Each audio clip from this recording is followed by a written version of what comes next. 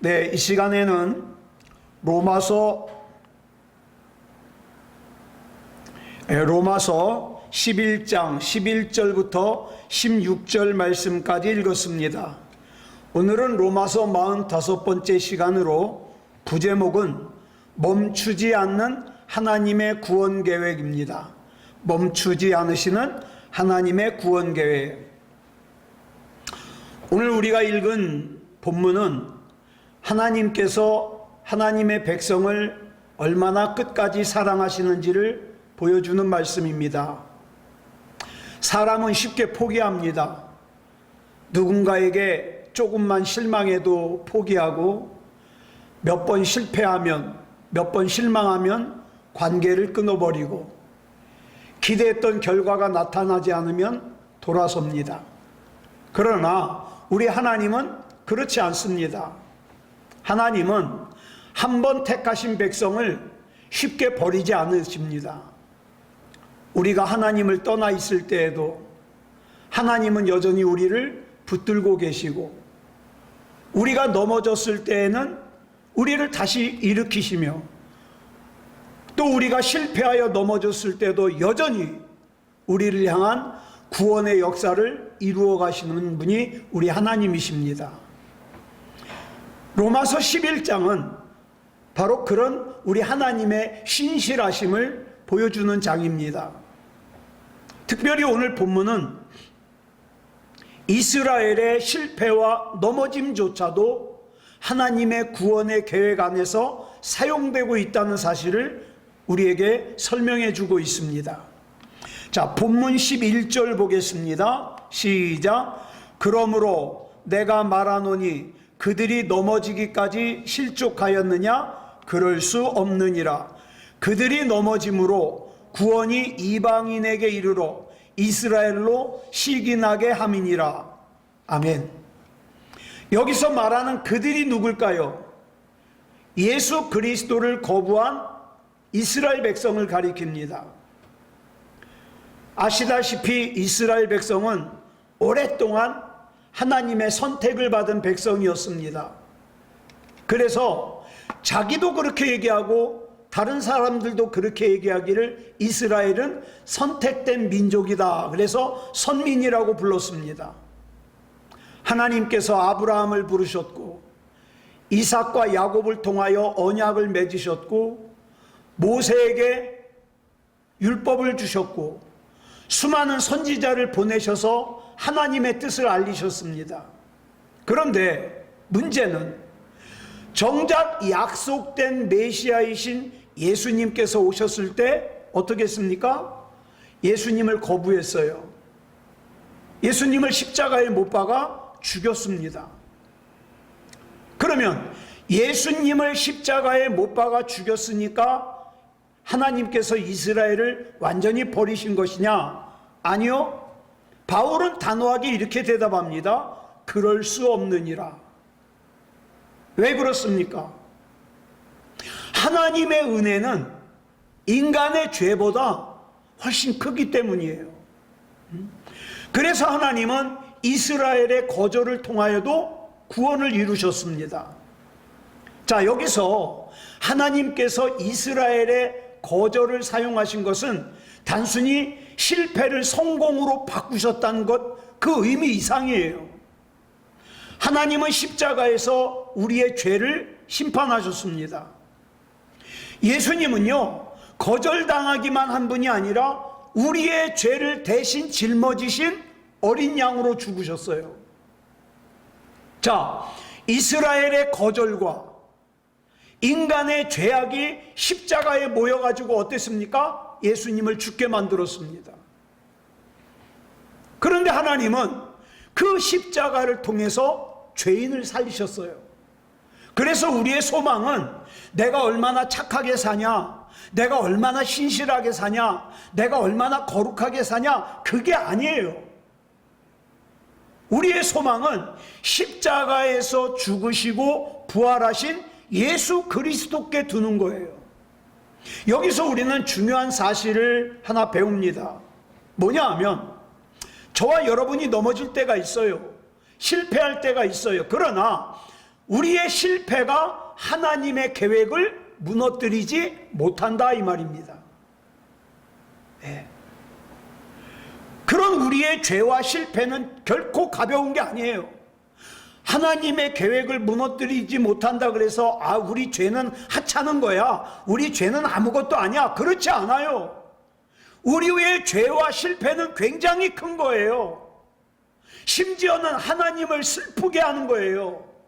그렇지만 감사한 것은 우리의 죄가 아무리 크다 한들 하나님의 은혜보다 크지는 않다는 사실이에요. 하나님은요, 죄를 선하다고 말씀하시진 않아요. 예. 죄는 커요. 죄인은 죄인이에요. 그렇지만 우리 하나님은 죄인인 우리를 포기하지 않으세요. 그래서 회개하고 돌아오는 자를 다시 세우시고 회복시키십니다. 그리고 하나님은요, 그런 실패조차도 하나님의 뜻을 이루는데 사용하신다는 거예요. 베드로 보세요. 베드로는요, 예수님을 3번 부인한 사람이에요. 예수님을 부인하기만 한 게 아니라 예수님을 저주까지 한 사람이에요. 그러나 하나님께서는 그 베드로의 실패를 통해서 겸손한 사도로 만드셨습니다. 바울을 보세요. 바울은 예수 믿는 사람들을 핍박하던 사람이에요. 예? 그런데 하나님께서는 그 바울을 사용하여 이방인의 사도로 삼으셨습니다. 그 하나님께서는 지금도 동일하게 역사하셔요. 그래서 우리가 방금 같이 읽은 로마서 11장 11절에 이렇게 기록하는 거예요. 빨간색만 시작. 그들이 넘어짐으로 구원이 이방인에게 이르러. 만약에 이스라엘이 넘어지지 않았다면 어떻게 했을까요? 이스라엘은 예수님의 구원이 자기네들만을 위한 거라고 생각하고 이방인인 우리에게는 복음이 전해지지 못했을 거예요. 그러나 그들이 넘어짐으로, 그들이 예수님을 거부함으로 어떻게 해요? 구원이 이방인인 우리에게까지 이른 거예요. 하나님은 이스라엘의 넘어짐을 통해서 이방인에게 복음을 전하게 하셨고, 이방인의 구원을 통해서 다시 이스라엘이 시기나게 해가지고 어떻게 해요? 이스라엘을 부르십니다.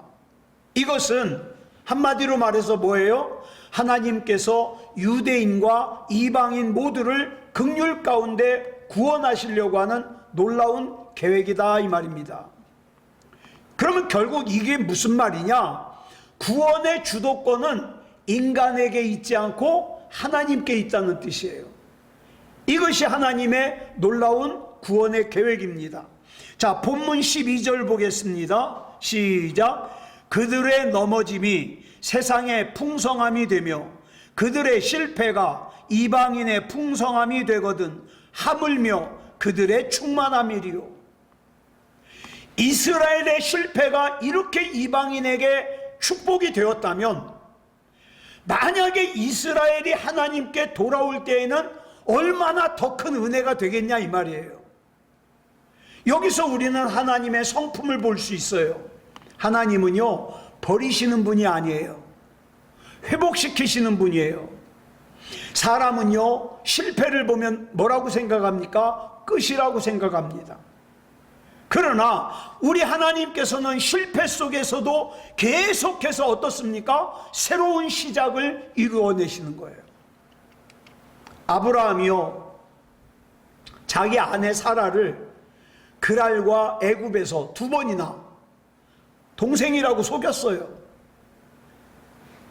야곱은요, 자기 아버지 이삭과 자기 형 에서에게 사기를 쳤어요.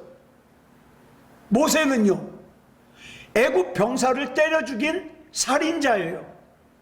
다윗은요, 자기 부하 장수인 우리아의 아내 밧세바와 간음을 저지르고 밧세바의 남편인 우리아를 죽음으로 내몰았어요. 여러분, 저와 여러분 가운데 죄를 많이 졌다 그래도 이만큼 졌습니까? 베드로는요, 아까 말씀드렸다시피 예수님 모른다고 3번이나 부인하고 저주까지 했어요. 그러나 우리 하나님은 그들을 버리지 않으셨어요. 오히려 그들을 사용해서 하나님의 역사를 이루셨습니까? 이루셨습니다. 왜 그렇습니까? 그들이 특별히 훌륭해서예요? 아니에요. 하나님께서 은혜를 베푸시기로 작정하셨기 때문입니다. 그래서 구원은 처음부터 은혜예요. 저와 여러분이 하나님이 믿어지는 것도 은혜예요. 저와 여러분이 이해력이 좋아서 아니에요.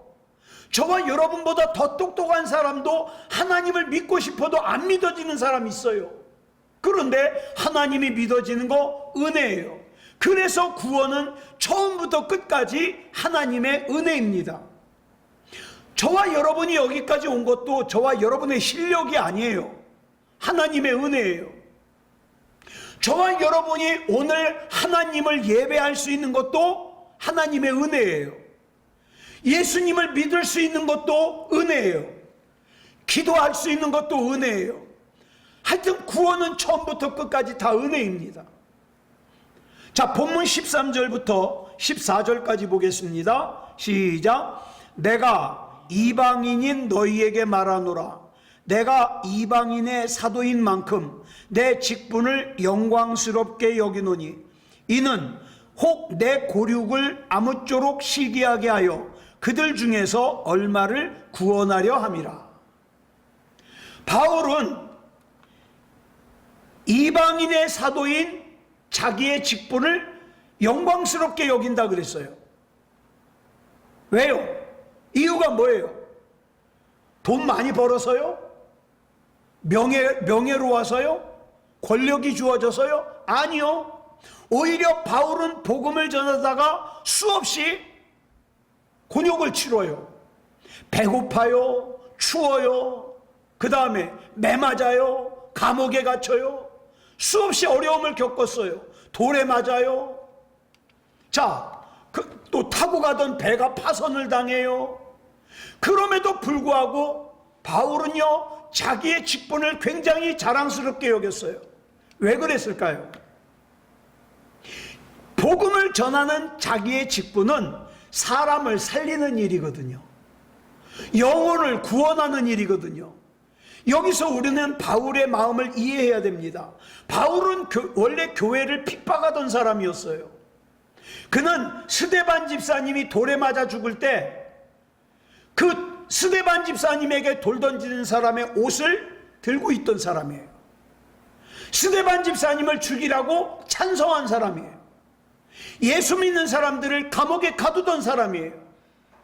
그랬는데 다메섹으로 가던 길에 부활하신 예수님을 만났어요. 그 순간 그의 인생이 바뀐 거예요. 바울은 자기가 얼마나 큰 죄인인지를 깨달았어요.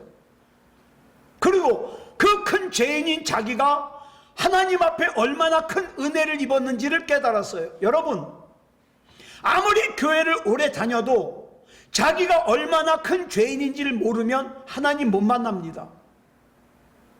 자기에게 향하신 하나님의 은혜가 얼마나 큰 은혜인지를 모르면 하나님 못 만나요. 그냥 교회만 다니고 끝나요. 그런데 바울은요, 그걸 알았거든요. 그래서 어떡합니까? 평생 빚진 자로 사는 거예요. 여러분, 복음을 받은 사람은 복음을 전하게 됩니다. 왜? 귀하거든요. 용서를 받은 사람은 용서를 합니다. 사랑을 받은 사람은 사랑을 합니다. 바울이 영혼을 사랑하게 된 이유는 단순히 바울이 특별해서가 아니에요. 의지가 강해서가 아니에요. 바울은 자기가 얼마나 큰 죄를 저질렀는지를 깨달았거든요. 그리고 그런 큰 죄를 저지른 자기를 그리스도께서 얼마나 큰 값을, 대가를 지불하고 구원하셨는가를 깨달았거든요. 이걸 깨달아야 진짜 믿음이 되는 거예요. 십자가의 사랑을 깊이 깨달은 사람은 다른 사람의 영혼을 함부로 대하지 않습니다. 바울이 자기 동족 유대인들을 그토록 사랑할 수 있었던 이유는 자기가 하나님께 사랑을 받았기 때문이에요. 그래서 자기에게 돌을 던져서 죽이려고 했던 사람들조차도 사랑하고 복음을 전할 수 있었던 거죠.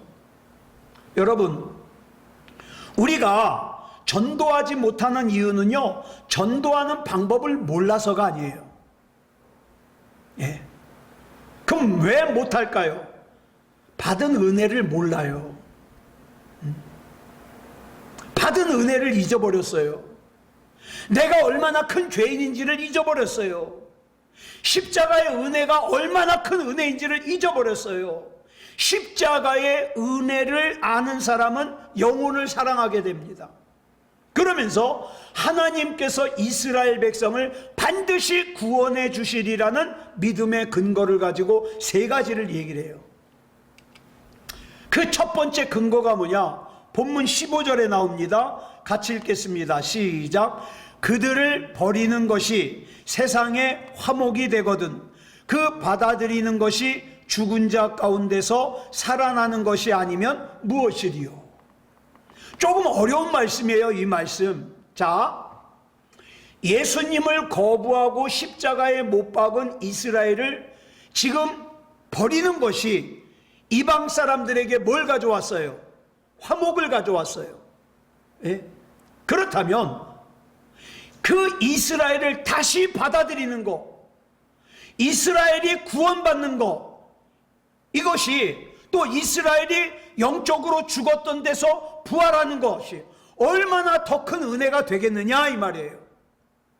예. 이 말을 하면서 바울이요, 자기 얘기를 하는 거예요. 자기 얘기를. 예. 나같이 예수 믿는 사람들을 핍박하고 구원받을 자격이 없는 패역한 사람도 하나님께 받아들여져서 새 생명을 얻었고, 그 다음에 이방인의 사도로 부르심을 받아서 이렇게 귀하게 쓰임받고 있다면 절대 나보다 못나지 않은 내 동족 이스라엘 백성을 하나님께서 죽음 가운데서 살려주시고 구원해 주시면 얼마나 더 귀하게 크게 쓰임받겠느냐 이 말이에요. 이 말씀이에요. 그러니까 이 본문 15절은요, 바울이 자기 간증을 하는 거예요. 교회를 핍박하던 사람이 사도가 되었다. 죽은 영혼이 살아났다. 예. 그래서 나 같은 큰 죄인도 이렇게 회복돼 가지고 주님 앞에 귀하게 쓰임 받고 있으니 이스라엘 백성을 회복시키실 하나님의 회복의 능력은 의심할 필요가 없다 이 말이죠. 예. 하나님께서 사울을 바울로 만드셨다면 반드시 이스라엘 내 동족도 회복시키실 수 있다는 거예요. 바울은 이스라엘의 회복을 단순히 한 민족의 회복으로 끝나지 않았어요.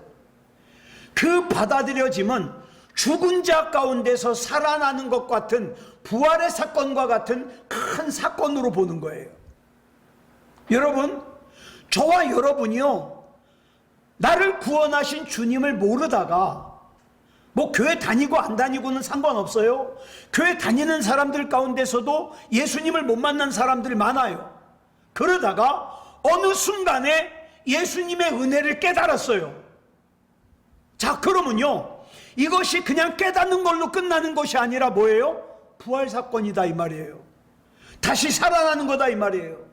이는 하나님께서 마지막까지 구원의 역사를 이루실 때 나타날 놀라운 영적 생명을 가리키는 사건이에요.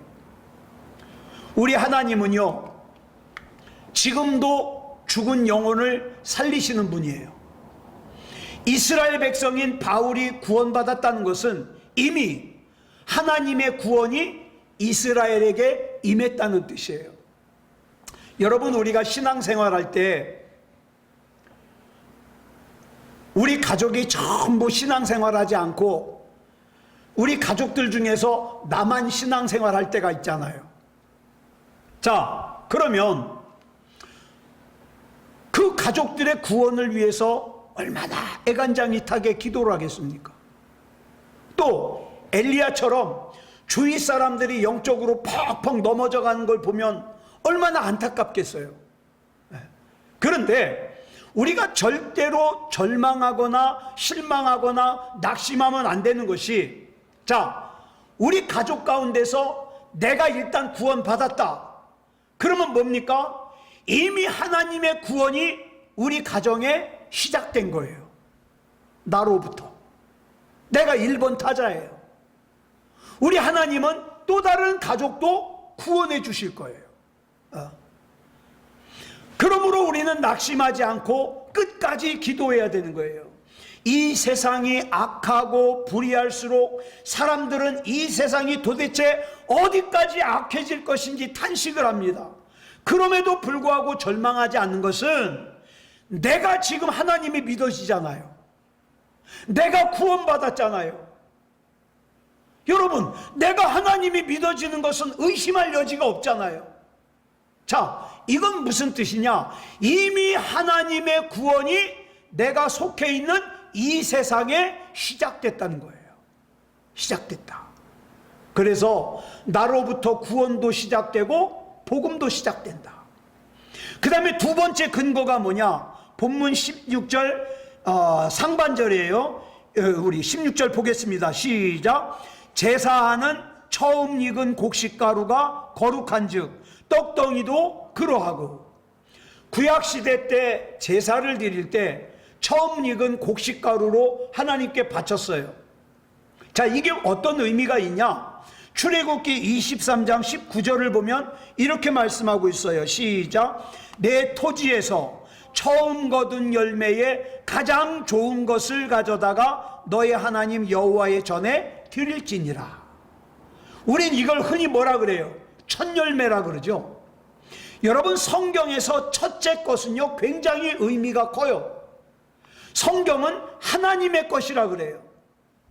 그래서 첫째 것을 하나님께 바침으로써 나머지 전부도 뭐예요? 하나님의 것이 되는 거예요. 이게 제사의 의미예요. 다시 말해서 하나님께 바치는 제물만 거룩해지는 것이 아니라 그 제물이 속해 있던 전체가 거룩해지는 거예요. 하나님의 것이 되는 거예요. 그리고 제사 드리는 처음 익은 곡식가루가 거룩함으로써 그 나머지 곡식도 그 곡식으로 만들어 먹는 떡덩이도 창고에 쌓여있는 곡식도 거룩하다 이 말이죠. 왜냐하면 그 첫 번째 것을 하나님께서 받으셨기 때문이에요. 자, 지금 바울이 뭘 말하고 싶은 것이냐? 창세기 22장을 보면 아브라함이 하나님의 명령에 따라서 모리아산으로 자기 100살에 낳은 아들 이삭을 데리고 가서 바치려고 그랬어요. 한번 생각해 보세요. 100살에 낳은 아들이니 얼마나 사랑스럽겠습니까? 눈에 넣어도 아프지 않겠죠. 그런데 더더욱이 하나님께서 이삭을 통해서 네 자손이 하늘의 별과 같이 바닷가의 모래같이 많이 주겠다고 약속하신 언약의 아들이에요. 그런데 하나님께서 모리아 산으로 데리고 가서 그 이삭을 바치라는 거예요. 자, 그렇다면 아브라함이 모리아 산에서 이삭을 바친다는 것은 어떤 의미입니까? 하나님께서 나에게 약속하신 하늘의 별과 같이 바닷가의 모래같이 많이 자손을 주신다는 그 자손을 전부 바치는 거예요, 지금.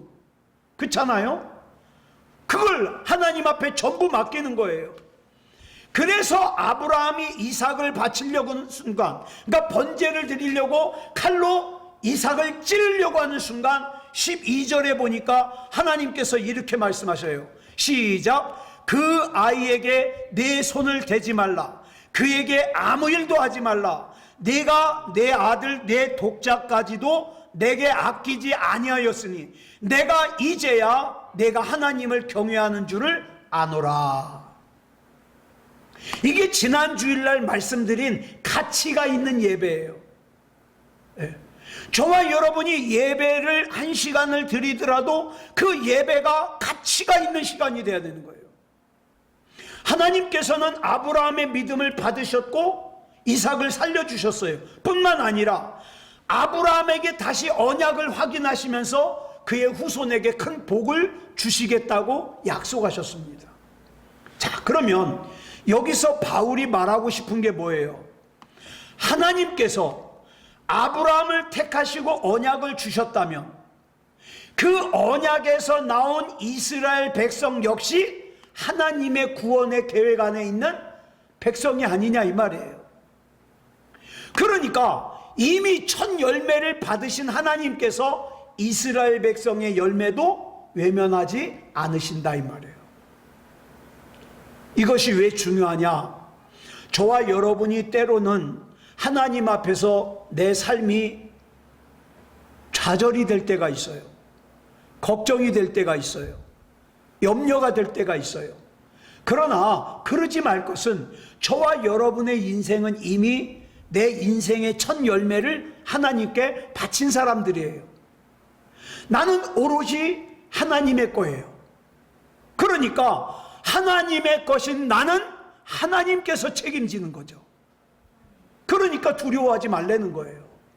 염려하지 말라는 거예요. 더 나아가서 궁극적인 첫 열매가 누구냐? 예수 그리스도예요.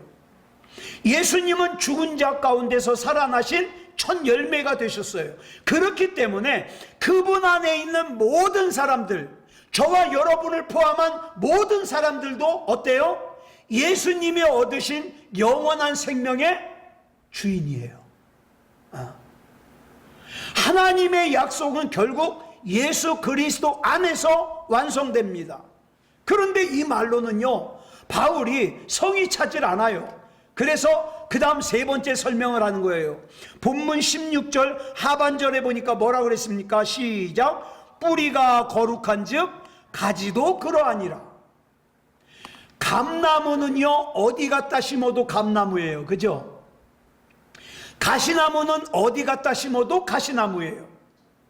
그런데 감나무든 가시나무든 처음에 싹이 나올 때는 이게 감나무인지 가시나무인지 알아요, 몰라요? 처음 싹이 나올 때는 몰라요. 좀 자라봐야 알아요. 근데 분명한 것은 그 뿌리가 감나무 뿌리면 그 줄기와 가지는 반드시 감나무가 되고, 그 뿌리가 가시나무 뿌리면 그 줄기와 가지 역시 반드시 가시나무가 돼요. 중요한 게 뭐예요? 어떤 뿌리냐, 어떤 씨냐 이 말이에요. 그렇다면 이스라엘 백성의 뿌리가 누구예요? 그것은 하나님께서 아브라함과 이삭과 야곱에게 주신 언약이에요. 하나님께서 그 언약을 통해서 이스라엘을 세우셨고 그 언약에서 수많은 가지들이 나왔어요. 그게 누구예요? 이스라엘 백성이에요. 그런데 그 가지들 중에서 어떤 가지는요, 언뜻 보기에 가시나무 가지처럼 생겼어요. 다시 말해서 분명히 이스라엘인데 마치 이방인처럼 보여요. 아니, 어떤 가지는 심지어는 이방인보다 못해 보여요. 그럴 수 있어요. 그러나 중요한 것은 그 뿌리가 하나님의 언약인 이상 그 가지들도 하나님의 구원의 계획 안에 있다 이 말이에요. 여기서 말하는 뿌리는 단순히 아브라함이라고 하는 한 사람만을 뜻하는 게 아니에요. 하나님께서 아브라함에게 주신 약속을 뜻합니다. 하나님은요, 그 약속을 취소하지 않으셨어요. 저와 여러분이 왜 하나님의 말씀을 가까이 해야 되느냐? 하나님의 말씀은요, 약속이거든요. 예? 왜 구약 신약 그래요? 옛날 약속, 새로운 약속이라 그래서 구약은 옛날 약속, 신약은 새로운 약속이에요. 약속이에요. 그 약속은 결국 예수 그리스도 안에서 성취되었어요. 그러므로 하나님의 구원 계획은 절대 실패하지 않아요. 예. 그래서 바울은 하나님께서 반드시 당신의 백성인 이스라엘을 구원해 주실 것을 믿는다는 거죠. 바울은 철저하게 하나님을 사랑하고 사람을 사랑하되 자기 입장에서 생각하는 것이 아니라 하나님의 입장에서, 이스라엘의 입장에서 생각하고 사랑했다는 거예요. 예전에 어떤 성도가 저한테 묻더라고요. 자기를, 성경에 보면 자기를 부인한다는 말이 많이 나오는데 자기를 부인한다는 게 무슨 뜻입니까? 무슨 뜻인 것 같아요?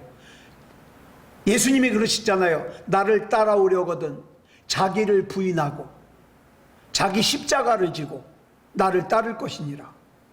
자기를 부인한다는 게 뭐예요? 내 입장을 고집하지 않는 거예요. 내 생각에는, 내 판단에는 이거 고집하지 않는 거예요. 하나님의 입장에서.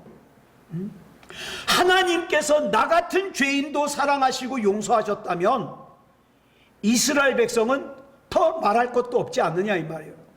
그러므로 우리도 사람을 판단하기 전에 먼저 하나님의 시선으로 바라봐야 됩니다. 말씀을 정리하겠습니다. 오늘 말씀은 분명하게 우리에게 한 가지 사실을 보여주고 있어요. 그게 뭐냐? 이스라엘의 실패조차 하나님의 구원 계획을 멈추게 하지 못했다. 하나님은 한 번 택하신 백성을 결코 포기하지 않으신다. 사람은 실패를 보면 끝이라고 생각하지만 하나님은 그 실패 속에서도 새 일을 시작하신다. 그러므로 저와 여러분의 구원과 신앙의 근거는 내가 얼마나 성실하냐, 내가 얼마나 착하냐, 그게 아니에요. 하나님의 신실하심에 있어요. 그래서 우리는 하나님 바라보는 거예요. 하나님께서 나를 구원하셨듯이 또 내가 하나님이 믿어지듯이 아직도 구원받을 만한 믿음을 가지지 못한 내 사랑하는 가족에게도 하나님의 구원의 은혜가 베풀어지게 해 주시옵소서. 내 사랑하는 가족도 구원받을 만한 믿음이게 하시고 생명책에 이름이 기록되게 하시고 하나님께서 품어주시옵소서. 이렇게 기도할 수 있는 거예요. 내가 하나님을 붙드는 것이 아니라 하나님께서 나를 붙들고 계심을 알아야 돼요. 이걸 한마디로 뭐라 그러냐? 은혜라 그럽니다. 때로는 우리가 넘어지고 또 실수하며 하나님을 실망시킬 때가 있어요. 그러나 그 실패가 우리를 버려지게 하지 않아요. 절대. 여러분, 지금 어떤 어려움이 있어도 어떤 힘든 일이 있어도 절대 하나님께서 나를 버리지 않으세요. 왠지 아십니까? 내 첫 열매가 하나님께 있거든요. 나는 오로지 하나님 앞에 바쳐진 하나님의 사람이에요. 예.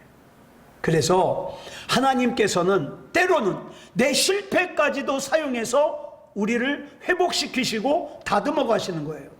아까 말씀드린 대로 베드로의 실패도 바울의 실패도 하나님의 손 안에서 회복의 도구가 됐어요. 우리의 삶도 마찬가지예요.